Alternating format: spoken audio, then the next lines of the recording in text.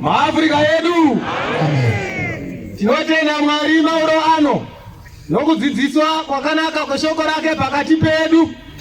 Zvino shoko raMwari kana richidzidziswa rinosimbisa avo vagara vari muchechi pamwe nokutsvaka vari rudzi rwaMwari kuti kana varipo varume navakadzi, vakomana navasikana, vakuru navadiki vanga vasati vapinda muchechi ravo, vanoda kupinda muchechi ravo vazviratidze nekusumuka pavagere vobva vachiuya kuno kumberi kuti vazogamuchirwa muchechi ravo. Chechi revanhu veAfrica rakatumidzwa nezita redu isu vanhu vatema mugore 1957 muranda waMwari Paul mwaZvaAfrica achibva kumusangano weIsrael kwamudanda Buhera aina vadzidzi asvika paNarrow Bridge parwizi panamwera hari akanzwa inzwi raJesu richiti kwaari the African Apostolic Church raApostora reAfrica. Zvino chirevo chinoreverwa rebwa nezita airehwa apa ndiwe. Zvino chiuyai zvino muzogamuchirwa muchechi renyu apo panenge paakuimbwa kusanganisira neavo vanga vari kuBOT. Mukana uno tinokupai kakare kuti musumuke mufambe muye kuno kumberi muzosunungurwa muchechi renyu. Kunyange mine magemenzi enyu uyai muzosunungurwa muchechi renyu. Hamutongeswi kubva pachakaipa kuziva.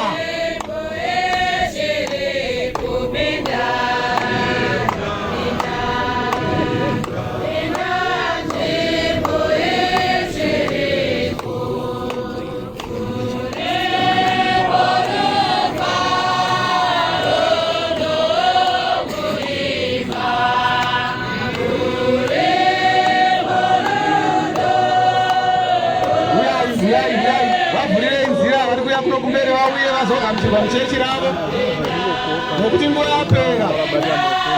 Mwando wekudenga waswedera pedyo. Tendeukai mudzoke mutende evhangeri.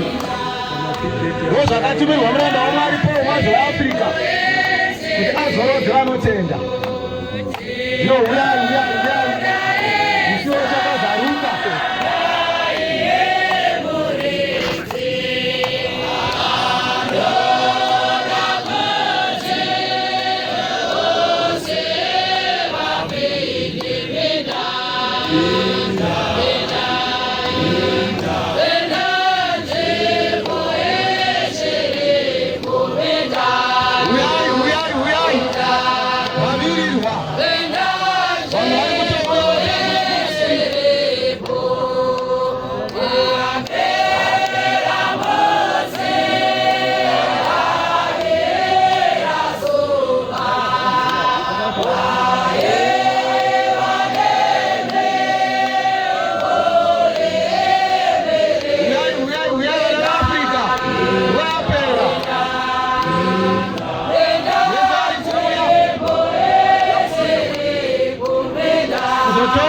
Zvavapeleza vakafa nyika yakugadzirira tichienda kuJerusarema tichitungamirwa naPaul mwaZvaAfrica.